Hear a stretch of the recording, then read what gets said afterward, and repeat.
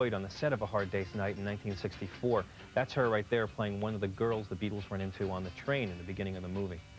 George went on to have a second career as a film producer, making such great films as Mona Lisa, Monty Python's Life of Brian, and Time Bandits for Handmade Films. And he also had something of a third career as a concert promoter. He pretty much invented the all-star charity rock show with a concert for Bangladesh at Madison Square Garden in August of 1971, 30 years ago. I talked to George and Ravi Shankar about that historic event. When you think about all the talent you assembled and all the money you raised for the album, it was a very controversial thing in Bangladesh. John Lennon used to get in trouble all the time for his activism. Did anyone tell you, you know, look, it's a little bit hot, no, don't go there, were you discouraged at all by people for pursuing it? No, not really. I think that was one of the things that I developed just by being in the Beatles, was being bold. And I think John had a lot to do with that, you know, because John Lennon, you know, if he felt something strongly, he just did it. And, you know, I picked up a lot of that by being a friend of John's, just that attitude of, well, just go for it, just do it. Like when Ravi said to me, you know, he wanted me and Peter Sellers to come and introduce the show and he could make $25,000. Straight away I thought of the John Lennon aspect of it, which was, you know, film it and make a record of it and, you know, let's make $1 million. And, you know, I think that boldness was, you know, by having that fame, by learning through the Beatles, you know, that you get a bit more clout, you know, if you're well known. Well, let's talk about the concert, because it's just such a great, I mean, it's credited as being the first all-star benefit concert, the precursor to Live Aid, and all the benefit concerts of the 80s. How did you go about getting the talent who showed up? Eric Clapton, Ringo, Bob, Billy Preston? I just got on the telephone in Los Angeles. There was an Indian astrologer who I'd met in LA, and so I said to him, hey, is there any good particular day to put this concert on? And he said August the 1st or August the 2nd. And I thought New York was the best place to put it, just because all the media and, you know, it's in between Europe and LA. And I checked Madison Square Garden. I found it was vacant on that day, on August. Was it the 1st or the 1st or the 2nd? The 1st. And I just got on the telephone and I started calling people. And there was certain people I knew I could rely on, who was, you know, Ringo and Keltner were the drummers. Mm-hmm. And Badfinger. we got Badfinger just to, you know, be acoustic guitar players. I was hanging out a lot of the time with Leon Russell, and Leon said he'd come and bring Don Preston. And Leon actually was very helpful in the song itself, Bangladesh. I kind of wrote the song, but he suggested to me to write that intro, you know, where it kind of sets up the story. My Friend Came to Me. Yeah. And then Leon, of course, played on the single. We quickly made the single to try and get it out to, you know, get it on the radio. How quick was it? Sure, we did it in one night, I think. Wrote it, recorded it? I wrote it, you know, one day, and a couple of days later assembled the people who played on it. And then we all came off to, oh no, I was calling Eric all the time. Eric was in a bad way at that time, had a slight drinking problem or something. And but he managed to make it eventually. And but that's why we ended up with Jesse Ed Davis, because he was around, and so we started showing him the songs we were going to do in case Eric never made it. And then Eric came and we decided to have them both on because we couldn't chase Jesse away. It was 3 guitarists in one show. It was terrific. Yeah, and Don Preston as well, actually. He was Leon's guitar player, and then Bob. Now tell me, how did you get Bob? How did you get Bob out of seclusion up in New York State to come down and do the show? I just asked him, really, and I don't know. You know, my relationship with Bob is, I don't know. It's, you know, I've always just tried to be straight with him, because he's also been surrounded by tidal wave of bullshit. And so, you know, I just always tried to be straight with him, and you know, he responded. The night before the show, that was a bit tricky, because we went down to Madison Square where they were setting it up, and we stood on the stage, and suddenly it was a whole frightening scenario. And Bob turned to me and he said, "Hey man, I don't think I can make this. I've got a lot of work, you know, things to do in New Jersey," or something like that. And by that time I was so stressed out, because I'd just been on the telephone for like, I think it was 3 weeks, about 3 weeks of setting the entire thing up. I've been on the phone about 12 hours a day. And at that point I said, "Look, you know, don't tell me about that. You know, at least you've been on stage on your own. That's all you've ever done. You know, I've never, you know, I've always been in a band. I've never stood out front. You've never done a tour before. So, you know, I don't want to know about that." And right up till he came on the stage, I didn't know if he was going to come. When the show began, you didn't know if he Yeah, and I had on a list on my guitar, and I had a bit where it said Bob ? And if you look in the film, I turn around to see if he's around, and he's so nervous that he's just coming on, even before I announced him. He hadn't been on stage in a long time. He delivered, and that really, I think, you know, it really made the show, you know, by having, you know, Ravi and myself was one thing, but Bob just gave it that extra bit of clout. We'll have more from George Harrison's interview with VH1, plus an unexpected performance when we come back. Mr. Harrison, with all of the enormous problems in the world, how did you happen to choose this one to do something about? Because I was asked by a friend if I'd help, you know, that's all. I'm John Fugelsang, and we're remembering George Harrison and looking at some of the interview he did with VH1 during a visit to our studio in 1997. In just a bit, we're going to show you some of the incredible songs that George played for us that day and what turned out to be his last public performance. For all the images that he's left us, it's George's music we're going to remember best. His solo record, All Things Must Pass, came out right after the Beatles' breakup in 1970 and was a huge bestseller.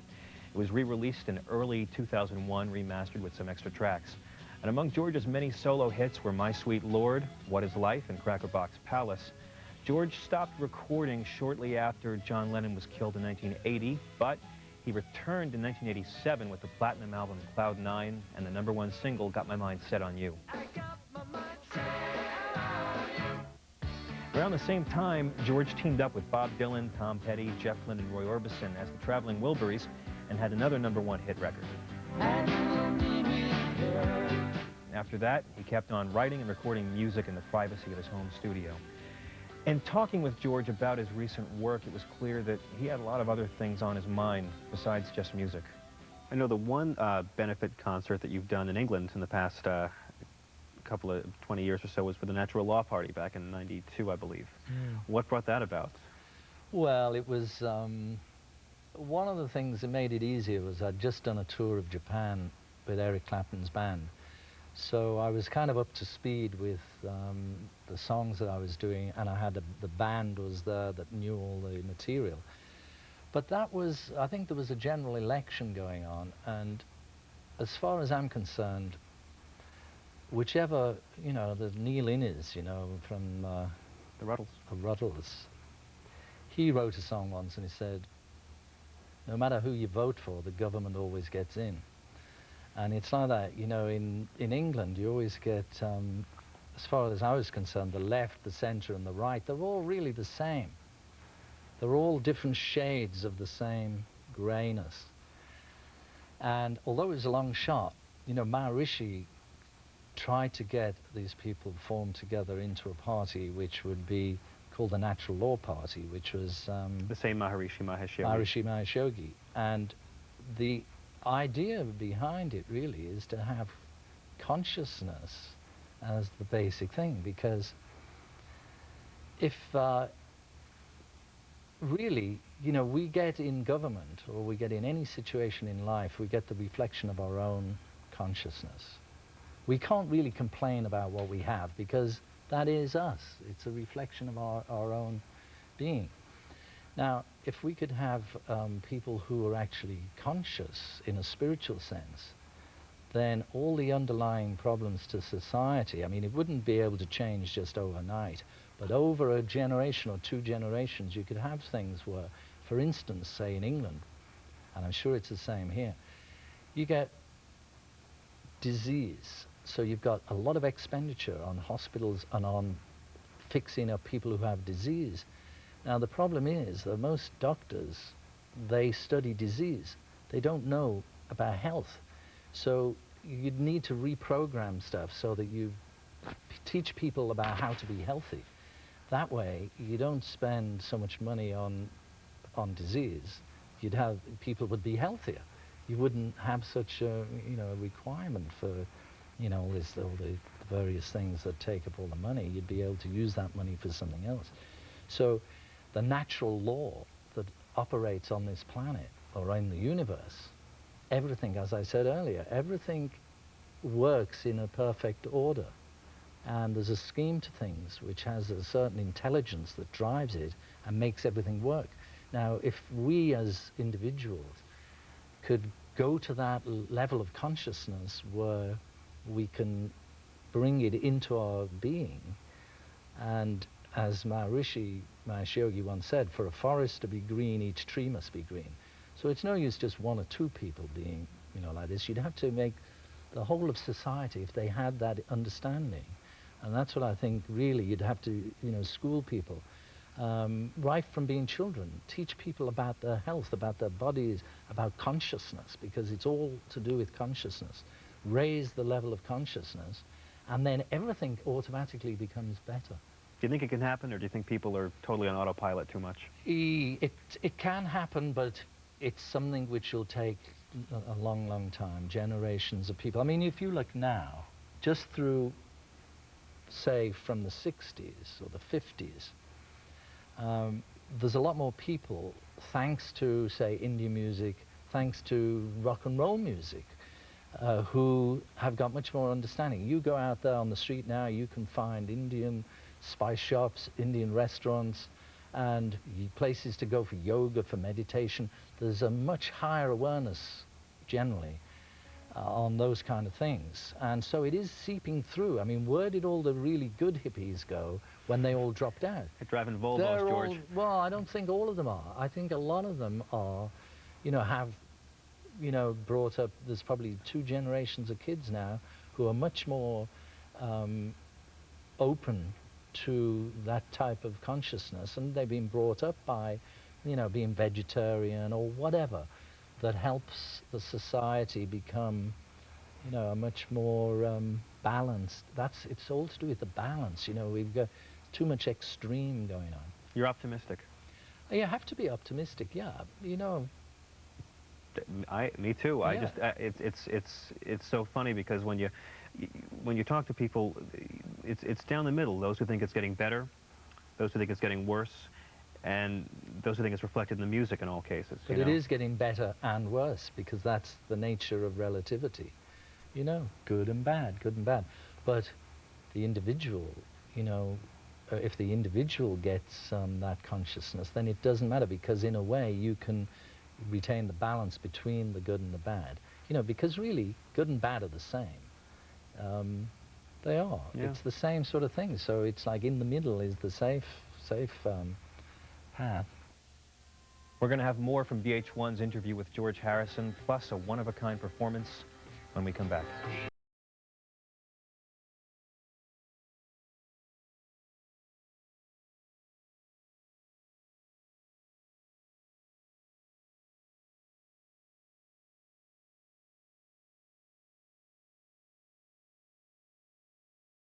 Studio with Ravi Shankar in 1997, nobody expected him to ever perform. He hadn't really toured the States since '76.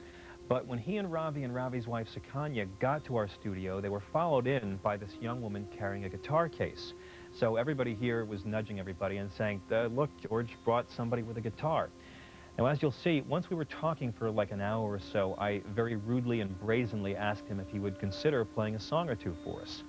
George looked a little bit startled, but he was a very good sport, and he asked, what do we want to hear? So everybody was shouting out requests. My bosses at VH1 were in my earpiece saying, get him to play a Beatles song, get him to play a Beatles song. Well, it was even better than that. George played an Indian tune, Prabhuji, with Ravi and his wife, And then he thrilled us all with a brand new song that he had never played in public before. Here it is now, and it's a great one. This is If You Don't Know Where You're Going, Any Road Will Take You There. Do we want to clear the microphones away so we can speak, or do you want to hang on to the instruments and play some more? Would you like to play a little bit more? Pardon? Can we induce you to play a little bit more? Perhaps Sing or play? either, or maybe if you'd like to play one of George's songs and and back up on sitar, we wouldn't get angry if that happened. But I don't know. No, we don't really know. I have a repertoire. Oh well, Robbie said to do something solo, George. Oh, I don't Yeah. know. Robbie said to do something, George. Then I'll play a solo. Yeah, Robbie said. Robbie said. Okay? What do you think? If you don't like it, we can burn it. Yeah. What do I know? Do I know anything? You What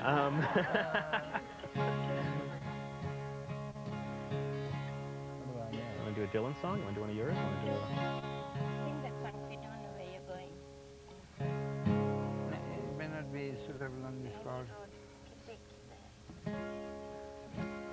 Well, I could do with a bit of a practice, really. give it a whirl. We'll roll in the rehearsal. How about that? We'll tape the rehearsal.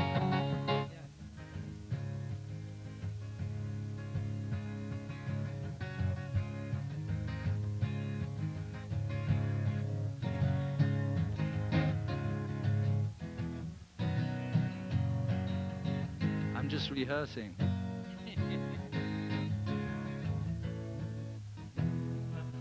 You don't have a capo, do you, Mrs. Guitar Lady? Thank you, Mrs. Guitar Lady. It's such a coincidence. That's your actual last name, too. I can't believe it. You don't know. I have to figure this out, let's see.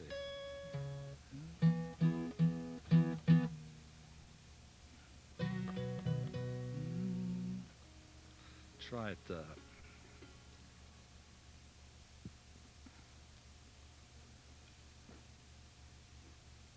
Must be the only person who doesn't know his own songs.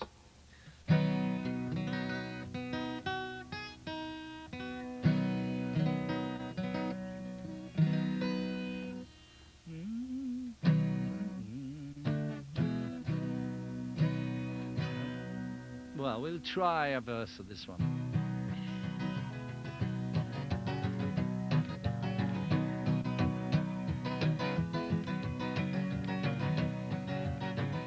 I've been traveling on a boat and a plane and a car and a bike and a bus and a train, traveling there, traveling here, everywhere, in every gear. But oh Lord, you pay the price with the spin of the wheel, with the roll of the dice. Ah yeah, you pay your fare, and if you don't know where you're going, any road will take you there.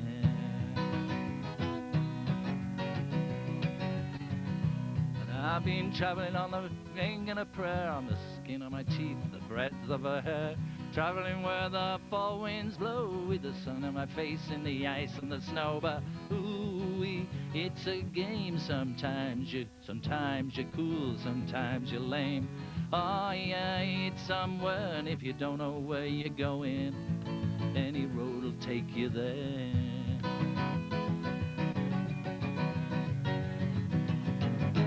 May not know where you came from. You may not know who you are. May not even have wondered how you got so far. But I keep traveling around the bend. There was no beginning, there is no end. Wasn't born, it never dies. There are no edges, there is no sides. But oh, we just don't win. It's so far out, the way out is in. Bow to God and call him sir. But if you don't know where you're going, any road will take you there. If you don't know where you're going, any road will take you there. And if you don't know where you're going, take you there.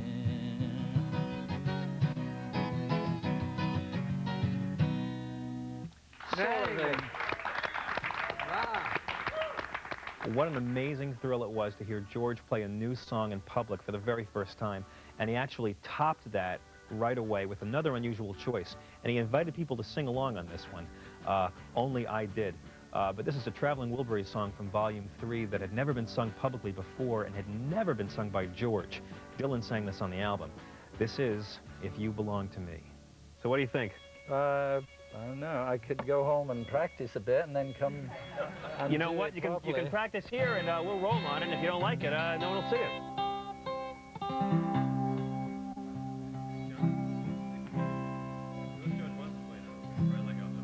Do you want to try winging another one, or? Hey. There's a bit of busking going on here. What's that one? One of yours? Well, sort of. Half. What's that? You Not for you? You won't sing around the room tonight in someone else's clothes. You're always coming out of things smelling like a rose. Hang your head and your heart is filled with so much misery. But you'd be happy as you could be if you belonged to me. Well, you say let's go to the rodeo and see some cowboy fall. Sometimes it seems to me you have no sympathy at all. You hang your head and your heart is filled with so much misery. But you'd be happy as you could be if you belonged to me. And it ain't easy to get to you, but there must be some kind of a way, if only to connect with you for one moment of each day. You say that you're all washed up, got nothing else to give. Seems like we never figured out how long you got to live. But you could feel like a baby again, sitting on your daddy's knee. And you'd be happy as you could be if you belonged to me.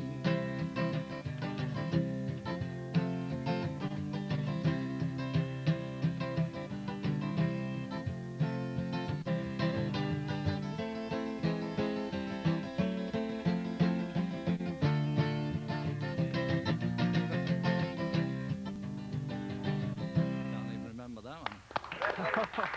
One more amazing performance by George Harrison when we come back.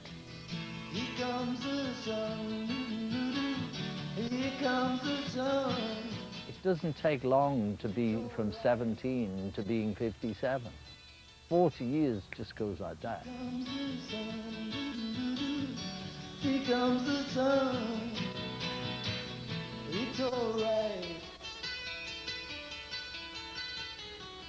It's alright.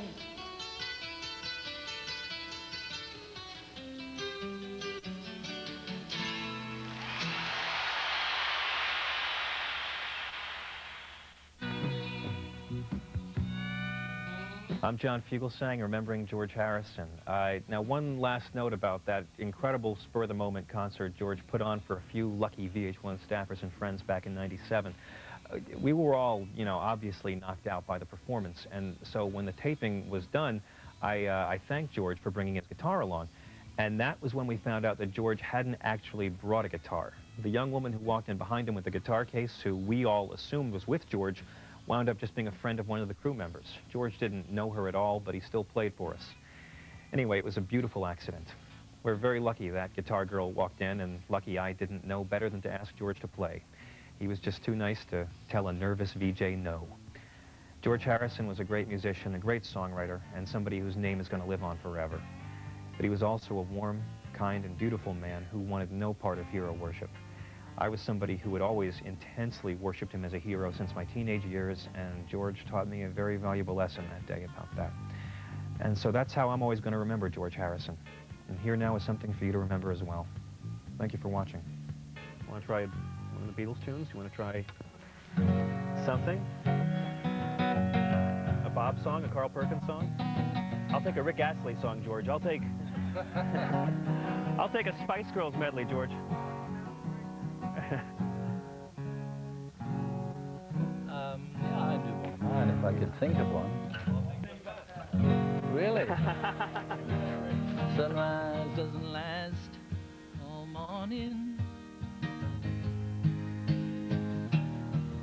and a cloudburst doesn't last all day. Seems my love is up and has left you with no warning, but it's not always gonna be this way. All things must pass. All things must pass away.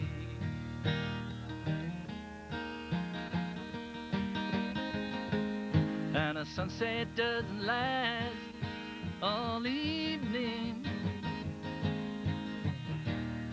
and a mind can blow those clouds away. And after all this, my love is up and must be leaving, but it's not always gonna be this way. All things must pass. All things must pass away.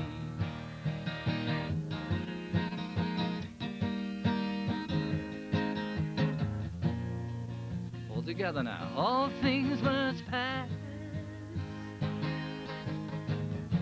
And none of life's strings can last.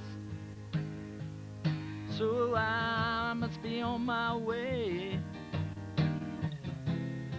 Oh, I'm facing another day, and a darkness only stays at night time, and in the morning it will fade away. The daylight is good at arriving at the right time,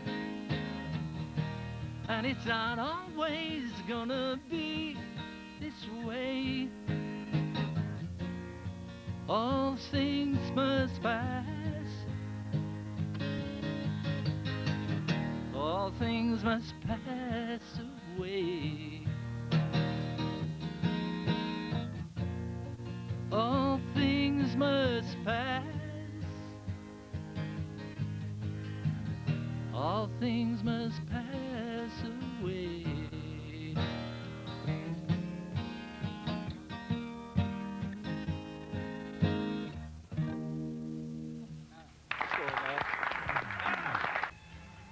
And what happens when you die? I mean, that to me is the only thing really that's of any importance. The rest is all secondary.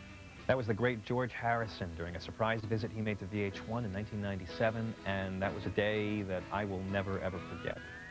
George came by the studio with Ravi Shankar to promote Ravi's album Chants of India, which George had produced and played on. Now, George Harrison rarely ever appeared on TV, and we weren't really sure how long he'd want to stick around. The deal we had with him was that we were going to turn on the cameras, ask George and Ravi a couple of questions about the album, and if George felt comfortable, he'd stay a while. If he didn't, we were going to get our soundbite, call it a day. Well, we ended up talking with him for well over an hour, and then someone from the crew stuck a guitar in George's hand, and he just started taking requests right there on the studio floor. I don't think I will ever have a moment like that again. I was nervous out of my mind, and I sat there next to George Harrison while he played a spontaneous concert for no more than 20 or 30 VH1 staffers and friends. It was truly a magical afternoon, and it wound up being George Harrison's last public performance. So we're going to bring you some of that music later on, but right now we want to give you a chance to hear some of the remarkable conversation George shared with us that day. And you'll see as he got more comfortable, he talked a lot about the Beatles, the Maharishi, All Things Must Pass, the concert for Bangladesh and Bob Dylan, the Traveling Wilburys, John Lennon, and so much more. People like to call George Harrison the quiet Beatle, but I'll tell you, when he opened up, he was just one of the smartest, most interesting, and funniest people it was ever my honor to meet. A lot of the footage you're going to see here has never been shown before, and some of it's kind of rough. The crew here was literally just running around setting up lights and equipment as George got ready to play, but it's really okay. George was never about slickness or showbiz. He was an international star by the time he was 20 years old, and he spent most of his life pushing against all the artifice of fame and celebrity. He was George Harrison, and he was one of a kind. It may sound like a lofty thing to say on VH1, but basically, you know, what are we doing on this planet? I think through the Beatle experience that we'd grown so many years within a short period of time. I'd experienced so many things and met so many people, but I realized there was nothing actually that was giving me a buzz anymore. I wanted something better. I remember thinking, I'd love to meet somebody who will really impress me. I don't mean because somebody like, you know, Burt Lancaster, because he was in a movie. Right. I mean, I met Burt Lancaster and he impressed me on that level, but I meant somebody who could really impress me. And that's when I met Ravi, which was funny because he's this little fella with an obscure instrument from our point of view, and yet it led me into such depths. And I think that's the most important thing. It still is for me.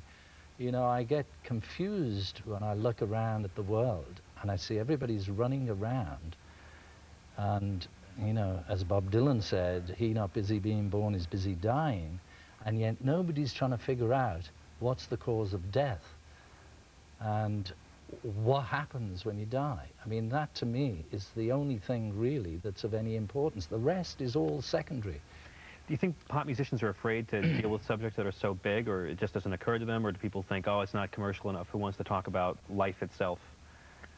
I don't know what anybody else thinks, and you know, as the years have gone by, I seem to have found myself more and more out on a limb as far as, you know, that kind of thing goes. I mean, even close friends of mine, you know, they maybe don't want to talk about it because they don't understand it, but I believed in the thing that I read years ago, which I think was in the Bible. It said, knock and the door will be opened, and it's true.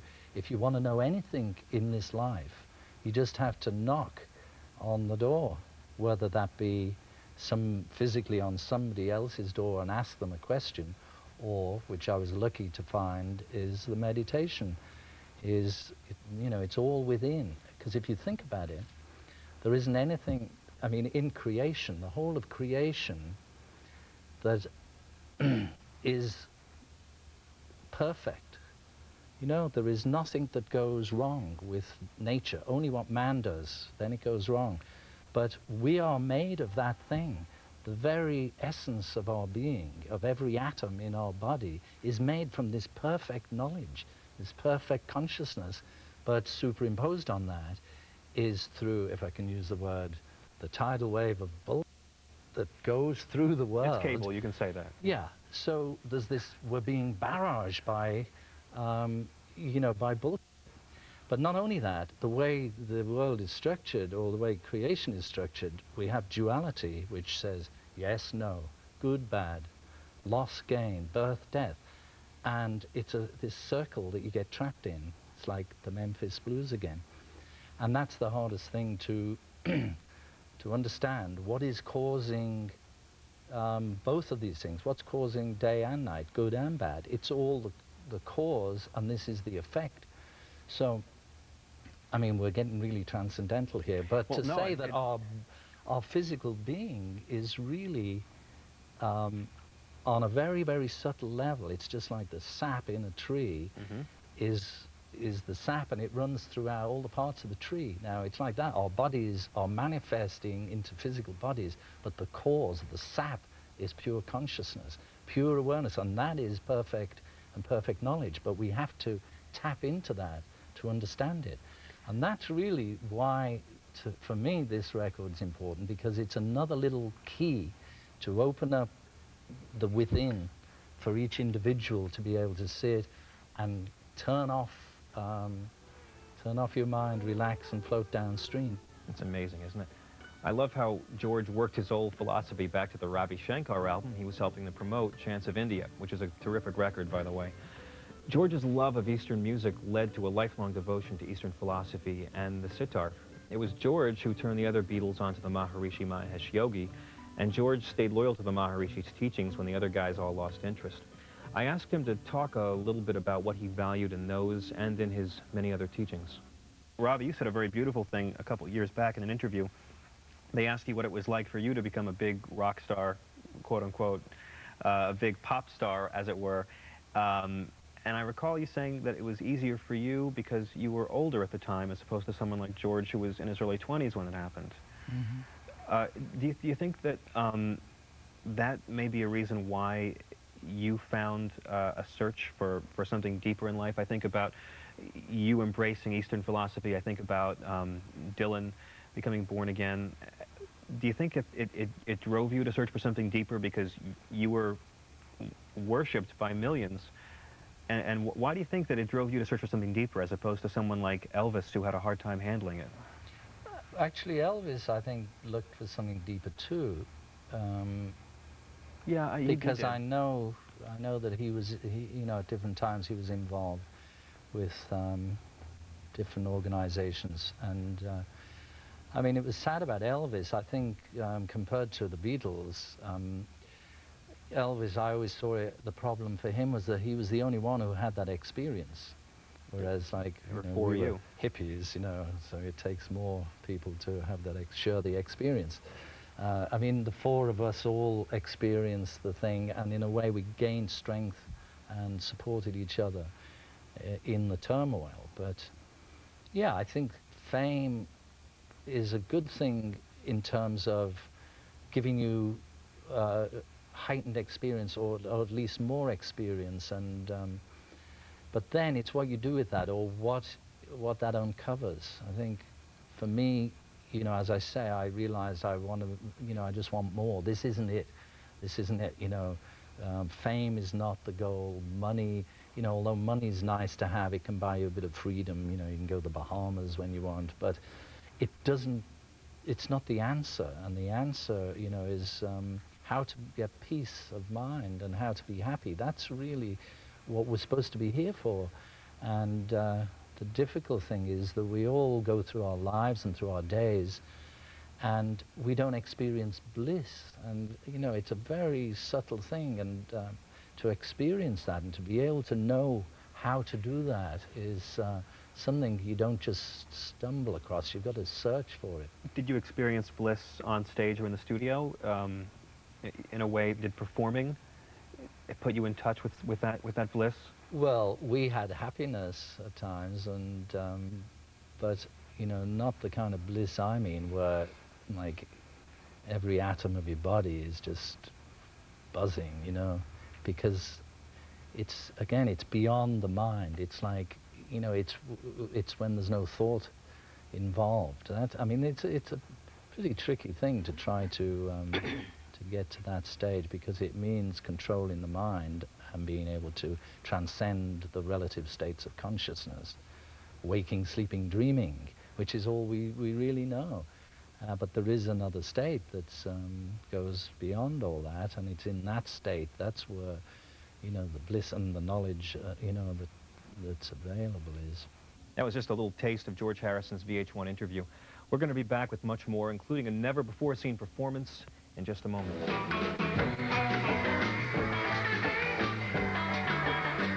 I got a question here. You supposed to get a haircut at all? No. Nope. No, thanks. I had one yesterday. I've got no time for you right now. Don't bother me. Don't bother me. Don't bother me. Most everybody knows that George was the youngest Beatle, the lead guitar player, and the composer and singer of songs like Something, Here Comes the Sun, and While My Guitar Gently Weeps. And George always laughed about the fact that whenever Sinatra on stage would introduce his version of Something by calling it the greatest love song of the last 20 years, he would then credit it to Lennon and McCartney. It was George who led the Beatles to Indian music and culture, to meditation, and to yoga. George was the most spiritual of the Fabs, and he was also, many experts say, the best actor in the Beatles. Steven Soderbergh, who directed Traffic and Erin Brockovich, is a huge fan of the Beatles' first movie, A Hard Day's Night, and he has said George was the best actor of the four of them by far. It's amazing there's not a line he doesn't nail. Oh, by all means, I'd be quite prepared for that eventuality. Anyway, if you don't cooperate, you won't beat Susan. And who's this Susan when she's at home? Only Susan Campy, our resident teenager. You'll have to love her. She's your symbol. Oh, you mean that posh bird who gets everything wrong? I beg your pardon. Oh, yeah, the lads frequently sit round the television and watch her for a giggle. In fact, once we all sat down, wrote these letters saying how gear she was and all that rubbish. She's a trendsetter. It's her profession. She's a drag, a well-known drag. George met his future wife, Pattie Boyd, on the set of A Hard Day's Night in 1964. That's her right there playing one of the girls the Beatles run into on the train in the beginning of the movie.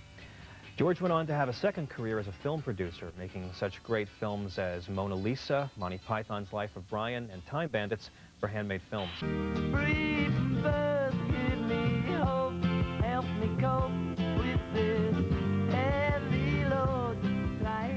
Yesterday afternoon, George Harrison died of cancer at the age of 58, and joining us now on the phone to share his experiences with the rock legend is concert promoter Sid Bernstein. Sid had a hand in bringing the Beatles over to the U.S. in the 1960s. Good morning. Good morning. Edie, is that you? Yes, it is. How are you?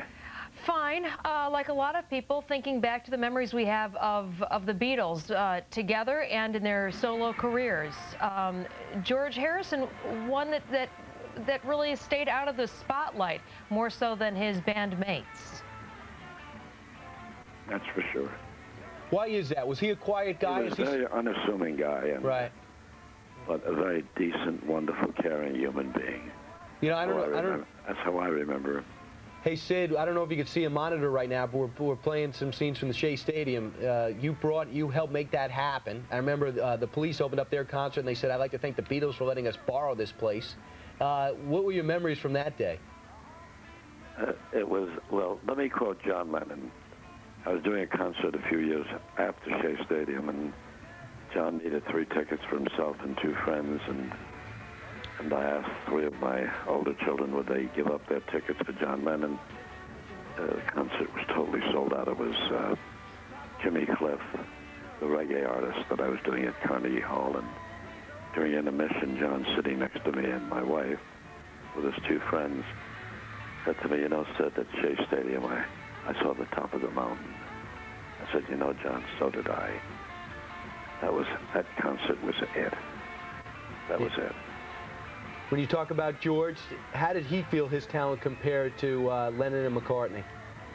George, again, was a very modest, unassuming, shy kind of guy, and he was an artist, you know. He, again, low-key guy, and but you know, he's just going to be missed so much. This wonderful, wonderful human being, and you know, Bangladesh was his contribution, and spoke really about what he was really like, you know. What do you think was the accomplishment in his... There, I forget what time it was, 10, 11, something like that, and I was there all night, and it was my first real sense of the impact. Well, not first real sense, but the greatest sense I ever had of the impact of the Beatles. I don't know if you know the area, the Dakota being the apartment building in which sure. he West lived. Side of New York City. Yeah, he was shot in front of it right near Central Park. And Bridget, there were so many people by the time it was 2, 3, 4 in the morning there. I mean, thousands and thousands of people. You could barely walk in that area. And I just remember being stunned about how deeply someone whom these people had never met, someone who had just sung to them over the years, right, affected them, and they never progressed. Elvis Presley, his last songs were much worse than the first after they'd been programmed and packaged. They're always introducing new things. But the Beatles just transformed themselves from early on doing covers of Little Richard and Fats Domino and Chuck Berry to at the end making the most marvelously complex pop music, which has since been rendered many times by symphony orchestras. I don't think you can find any pop singers and composers in history who grew, who changed as much musically as did the Beatles, so they were constantly fascinating to us. That was one of the most eloquent tributes I've heard so far this morning, On the Fly, from Eric Burns. Eric, On the Fly. I hate to change subjects, but we have to. Let's talk about the news biz in the morning. 1980, and now the people here are remembering not only George Harrison's song and his work, but also celebrating his life as they also mourn his death. Let's take a look. The crowd has been building here, as you can see, all day. Not just the media, but many, many other people who are coming to listen. And just take a listen to Adam Pearl, who's been strumming his guitar all morning. Nothing to kill your hunger. A brotherhood of man. They've been singing the Beatles songs and remembering them and remembering George Harrison. Behind me is where the mosaic of Imagine is. Let's take a closer look at that. As you can see, there are candles and flowers and poems and drawings being put there by strangers and people who just want to pay their respects and show in tribute. One of the notes says, "George, may you and John be together forever." A very emotional scene here in Strawberry Fields as people remember George Harrison and remember the life of the Beatles. With me now, one such fan, Julia Fox. Julia, you came this morning. What way did you come here, leave your home and come to Central Park? Train. Why did you come? We were drawn here. This is where it's at. You know, John, George now. I think this is where all the Beatles will be held as tribute because they were good together. They were good as individuals in their own talent. They had their own technique. And their music stands for a lot. It stands for freedom. And George is another end to an era. You know, we lost something that I grew up with. You know, I remember when they first came in, you know, and there's a hole, there's an emptiness that's going to be there. That is really the feeling, a hole and emptiness, especially for those who grew up with the Beatles, realizing that now there are only two left. We're live in Strawberry Fields. Eric Shawn, back to you. Eric, thank you very much. And Rick and Eric, celebrity photographer Tom Murray captured some of the magic and mystery of the Beatles firsthand. His series of pictures known as The Summer of '68, The Mad Day, turned out to be the last time the band was officially photographed together. Tom Murray joining us live now from London with some memories of George. Hi, Tom. Nice to see you. Hi. Good morning, Christine. It's Bridget. Tom, glad that you can... Bridget. That's quite all right. Glad you can be with us. I understand George was your favorite of the Beatles? He was, and it was especially poignant for me as I was in New York on Tuesday at Pop Gallery doing an interview, and one of the writers said, "What is your favorite picture of all those Beatles things?" And I said, "My favorite picture is the one of George, because he looks so great in it, and he looks like the quiet one," and that's what we became known as. So it was strange to be back here and suddenly woken up in the middle of the night and told he'd passed away. We all knew he was ill, but you still think he'll live a little longer, but then his music will live forever, as will the music of all the Beatles. Yeah, Tom, I remember you were here in New York a time back here at Fox talking about these very pictures that we're looking at, and it seems like the four guys had so much fun taking those pictures that day. Oh, it was a hoot. It was a hoot. It's one of the best shoots I've ever done. Yeah. And sometimes people that are very famous can be very difficult. And other times, the boys were just having a ball. And it's a little strange for me because I'm the same age as George now. And coming into town, you can see people all around the Abbey Road studios. And I used to live near there and see George and also Paul, who both lived in the same area. And the flags are flying at half-mast in Liverpool. So even though we knew that George was ill, it's sad, but he's gone to a better place, you know, covered with an ocean of love, leaving incredible songs behind. Yeah, well said, Tom. I think that he truly was the quiet Beatle, and yet, I mean, he had some terrific songs in his own right. Oh, I know. Frank Sinatra said the love song he wrote was one of the best love songs ever written. And coming from, you know, old Blue Eyes to say that about what you would consider a modern standard was wonderful. And people, My Sweet Lord, I hear it played at weddings, at funerals, at church services. It's not a religious theme song, it's just an uplifting song. And so many of the songs of the Beatles are like that. Every generation, Hollyhocks, I wanted George in the front. And same Down by the Thames is another one of George in the front. So normally everyone pushed, you know, John and Paul to the front, but it's just the way they formed, and I loved the way they looked together. And the boys were having a great time. And I must admit, for me, 25 years old, with the most famous group in the band, it was like, whoa, I've got Christmas and New Year's all rolled into one. But then I stuck them all in a drawer for 30 years. That's right, and then released them recently. Tom Murray, thanks for sharing those pictures with us once again. Thank you very much, Bridget. Sorry I missed your name. Oh, that's quite all right. Thanks again. Tom Murray, celebrity photographer. That's right. He was in here a while ago, Rick, and had a nice conversation and looked at those pictures. At the time, of course, George was ill. So it was in a way expected, but so sad nonetheless. Those pictures are fantastic, and it captures the energy of those four musicians. They had an unbelievable chemistry. They sure did. Well, enjoy the rest of your afternoon. I will. We have a lot more coming up, including A briefing from the White House. Ari Fleischer will be talking to us from the White House briefing room, and we'll bring that to you live. And of course, we'll continue to follow one of our lead stories today, and of course, that's the life and career of George Harrison. We're coming up on the noon hour, and we hope you'll join us for lots more straight ahead here on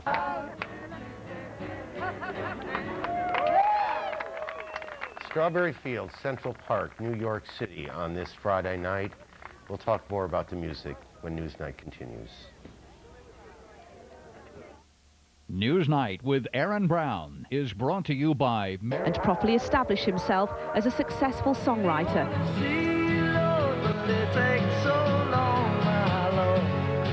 He was the first of the Beatles to stage a solo world tour, the first to have success as a solo artist, though this huge hit, My Sweet Lord, led to him losing a legal case over claims he'd stolen the music. What? I warned you. In the 80s, he turned his hand to film production. Monty Python's Life of Brian, one of the major successes enjoyed by his company, Handmade Films. Because they had a hell of a time. He was back in the spotlight in 1987 with the hit single Got My Mind Set on You. The band The Travelling Wilburys, also a successful musical venture, but his public appearances were becoming less and less. He chose instead a reclusive lifestyle, living quietly with his second wife Olivia and their son Danny on a huge country estate in Oxfordshire. It had been quite a journey for this reserved working-class boy from Liverpool, who'd always dreamed of being in a rock and roll band. In his 40-year career, he proved himself a solo artist, a talented songwriter. But George Harrison will always be best remembered simply as one of the Beatles. Nina Nanar, ITN.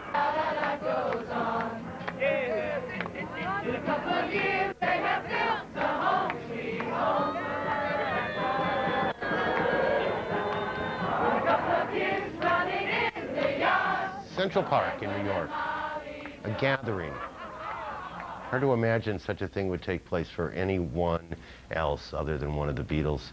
George Harrison once said, "I'm really not a career person, I'm a gardener," basically. Like it or not, George was a musician, pretty good musician in the eyes of many, and an underrated one as well.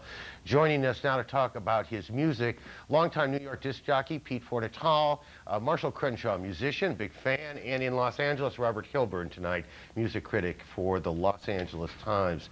Welcome to all of you. Robert, do you remember the first Beatles song you heard? Well, sure. It was on, I guess it was I Want to Hold Your Hand, but I remember watching the Ed Sullivan Show, and I think everyone was so enamored with Paul and John at the beginning that I really kind of overlooked George. I love the song All My Loving, and I just love the guitar break in it, but I always kept thinking that Paul played that guitar break for some strange reason, and I saw a tape the other day of it, and it's George, you know. But the remarkable thing to me, watching the footage you've just had, is them on stage at Shea Stadium. How those guys went from the energy and innocence of the 60s into turning rock and roll almost by themselves into an art form. Yeah. We were talking, we came back from break, Marshall. I said I couldn't imagine that there'd be a gathering in Central Park for any other member of any other group. I mean, it has to be a Beatle. Is anyone else, can you imagine people spontaneously coming out for? You know, no. Unfortunately, the only other time I remember anything like this was in 1980. Yeah. You know?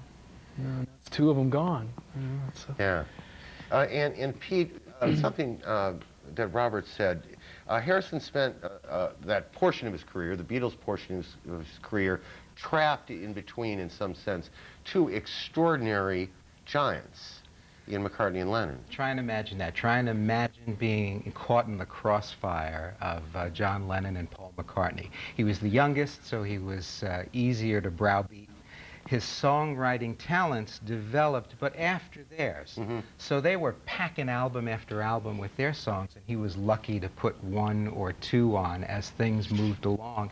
And that's why I think after the breakup of the group, George Harrison is the one who exploded as a songwriter. His first album as a soloist was All Things Must Pass, a 3-record set.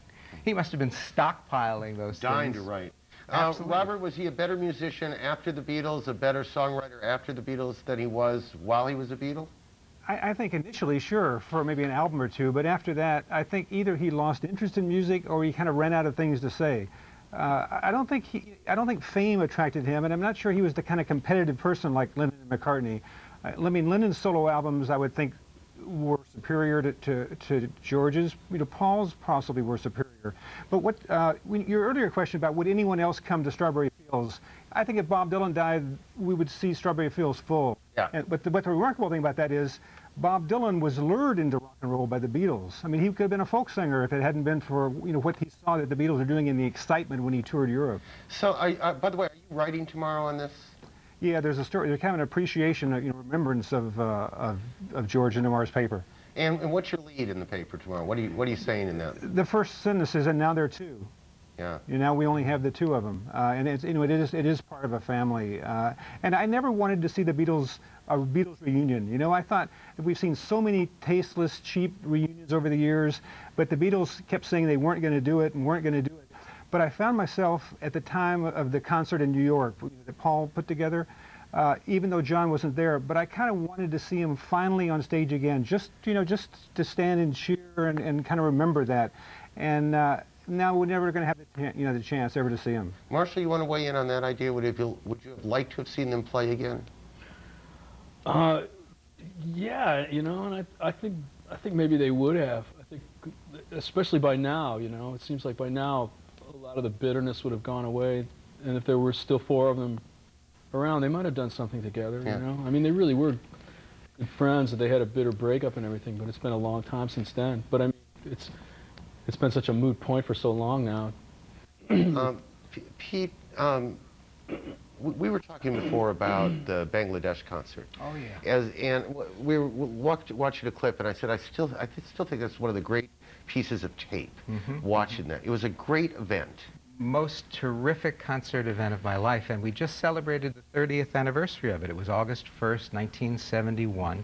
Very quickly, two concerts were organized, an afternoon show and an evening show by George and Ravi Shankar. He invited his friends, and of course that's an A-list, Eric Clapton and Ringo Starr and Leon Russell. And there were rumors that day about a Beatles reunion. That's what most of the afternoon crowd was thinking about. And instead, midway through the show, this denim-clad figure comes off from the side of the stage with bushy hair, and it's Bob Dylan. And that was a thrill, because he hadn't been performing for a while. And it was just one of those magic moments. Let me give Robert the last word here.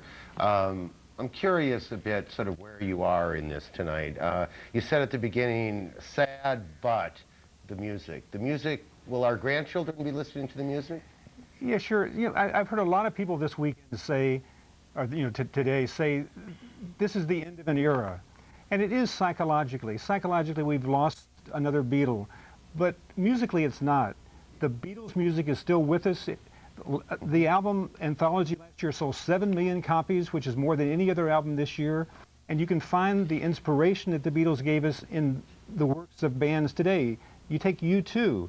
U2 is a band, I think, that would have been on the same stages as the Beatles if they had been there in the 60s. And I think that they carry on that flame well. And there's a lot of other bands that have been inspired by the Beatles that still speak to the world and speak to us in ways that are original and touching. Gentlemen, it's nice to have you with us. Tilburn, it's finally nice to meet you, even electronically. I've been reading you for years. Thank you for coming in with us tonight as well. Gentlemen, thanks a lot. When we come back, we'll talk with George Harrison's sister. We'll talk with musician and songwriter and singer Graham Nash. We have much to do. And we'll go to break with that 1972 concert for Bangladesh. Here we go.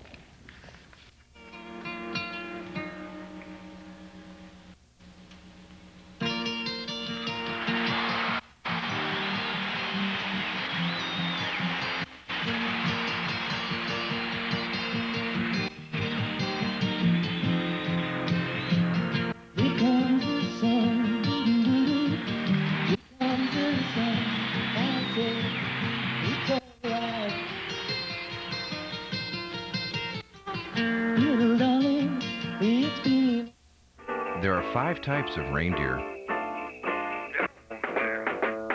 We use the really fast ones. Joins us tonight. It's nice to see you. And first of all, our condolences.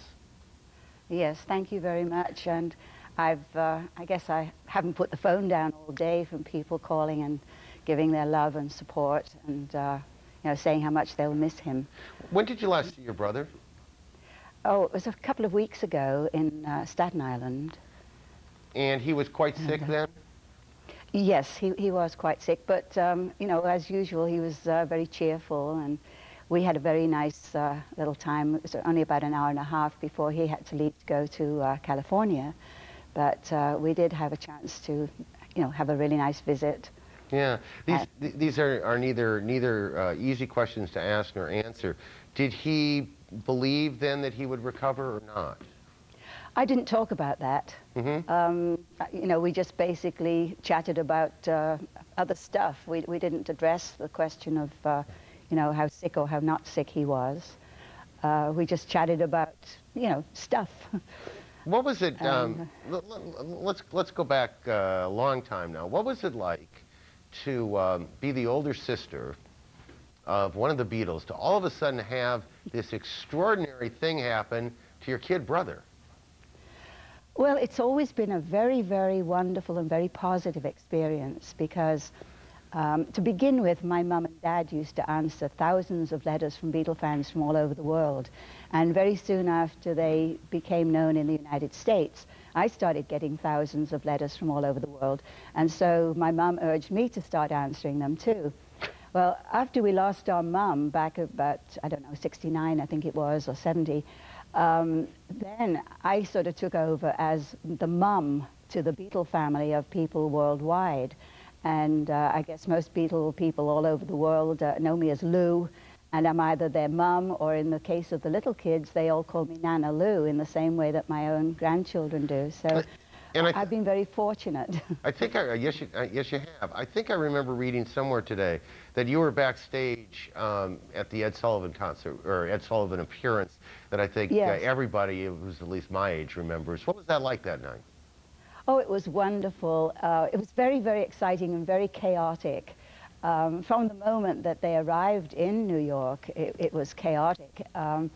George had been, just shortly before they came to do the Ed Sullivan show, he had been to Southern Illinois, where I live now, to visit me in the September of that year. And he had intended coming back when they came to do the show, but as he found out, they weren't going to be really allowed to go anywhere. There was going to be too many crowds. So he, you know, he said to me, well, why don't you come to New York instead?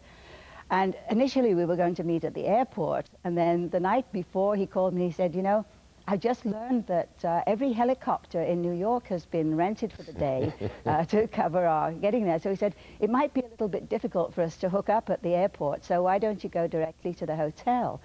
So that's what I did. And when I got there, I checked in, and the people at the desk said, go on up to 1400 and whatever the room was. And so I went up, I checked into my own room and went up. And of course, there was a huge mob of security people and media people at the corridor. And I went to try to slide my way past them. And of course, I get a big fist put in my chest. And great big, I think he was a Brink security man, said to me, where do you think you're going? So I said, well, I'm just going to see my brother.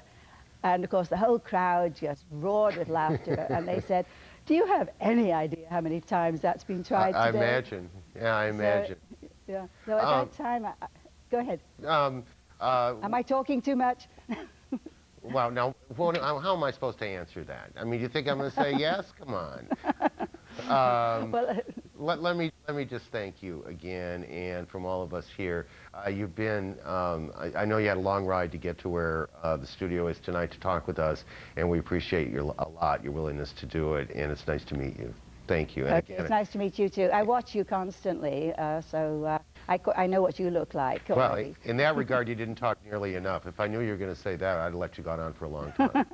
Thank you. Lou Harrison, who's in, and who would have guessed, by the way, that George Harrison's sister lives in Southern Illinois? Can I say cheerio, like I used to say to all of my fans back in the old days? I think you just did. Okay, cheerio. Thank you very much. Bye-bye. Bye-bye. It's a live TV program. Some of the phrases people use today to remember George Harrison, a lovely man, a gentleman, a great guy, an incredible human being. That last one was from his friend Graham Nash of Crosby, Stills and Nash, who says the big regret for him is not knowing the other songs that were in George's mind that we'll never get to hear. Graham Nash joins us now from Encino, California. Well, you've got a tough act to follow now. Good evening. We're glad to have you with us. You said at the beginning that you thought you had parallel lives, and tell me what you meant. Well, we both came from very humble beginnings in the north of England. We both survived World War II. We both found that, as did many rock and rollers that came from England, that music was our salvation. All we really had to do, you know, was to kick a ball around the street and play with your friends. And then all of a sudden, Lonnie Donegan comes along, who was the master of skiffle, and it was cheap guitar, and everybody could do it, and we could all learn 3 chords, and that's what I did, and that's what George did, it's what John did, and Paul, and everybody else that you know that came out of what was called the British invasion. Yeah. Music saved our lives. It really did. Is that right? I mean, you think of it that way. Is it gave you, it was the way out of whatever life would have otherwise been? The gold watch. Yeah. Yeah. Yeah, because, you know, what you were supposed to do was do what your dad did and do what his dad did, and if it was good enough for your grandfather, my God, it's good enough for you, son. But our parents did not allow us to do that. So music was our escape. When we went down to London, my goodness, you know, I mean, it was like visiting a completely foreign planet. Very few people had been out of Manchester at that point, of the kind of people that we were. Yeah. So music really saved our lives. I read today where he said once, not that long ago, that he didn't much think of himself as a Beatle, that Beatle was a suit he wore. Talk about celebrity a little bit and how you think that might have affected him, how he handled it differently than the others. Well, like I said earlier, there were people that knew George much more intimately than I did. But in observing and being with him on many, many occasions, but mostly observing him, I was astounded at the grace and the dignity with which he handled what you just referred to as his Beatle suit.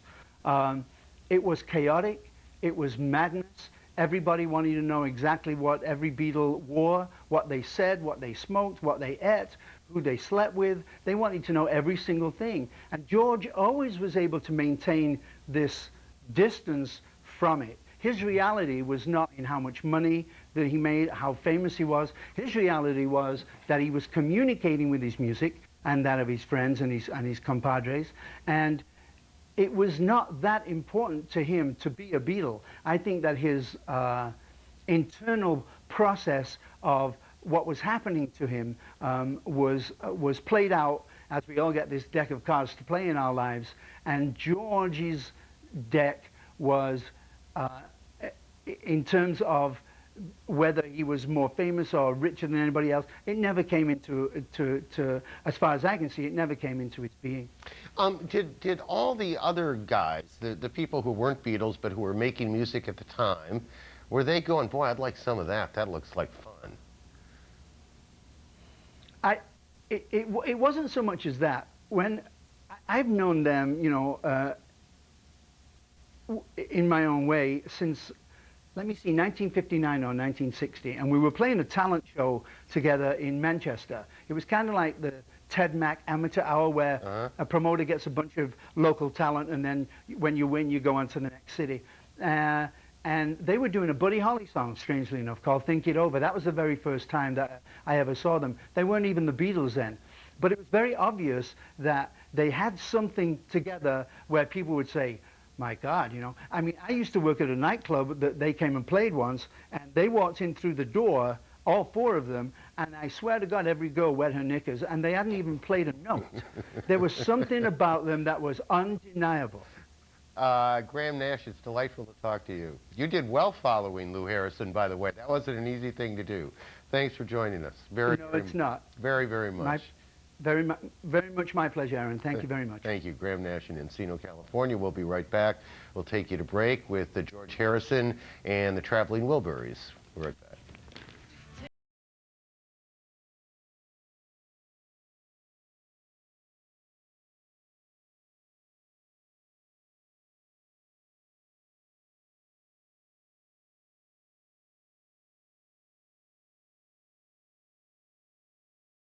With the Beatles in Liverpool.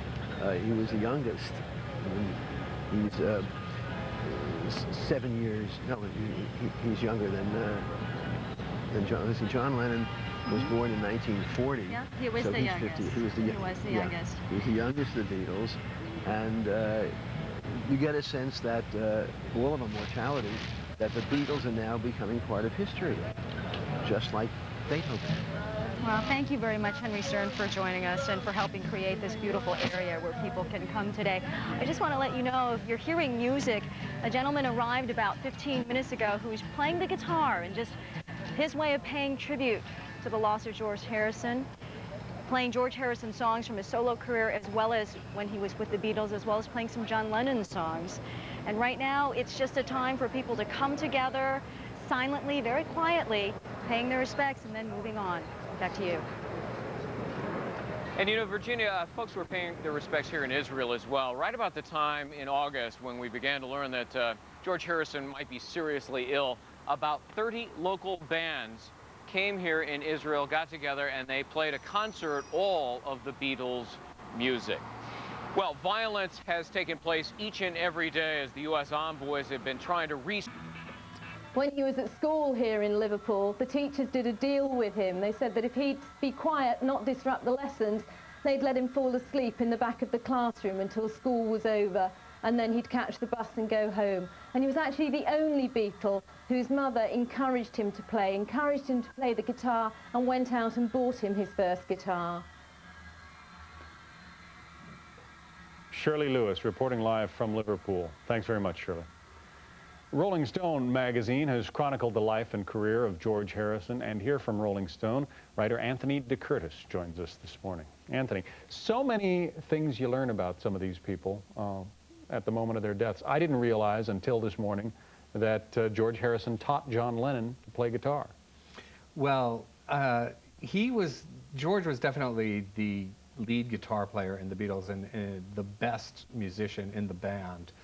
And one thing that he brought to their sound was a very distinctive quality that made each song its own, individual world. I mean, one of the reasons why those songs have lasted so long is their sound as much as what they're about, and Harrison was very much responsible for that. Yeah, because there was so much the difference in the span of the Beatles' music. I mean, as you say, from one song to the next, there wasn't a pattern, really.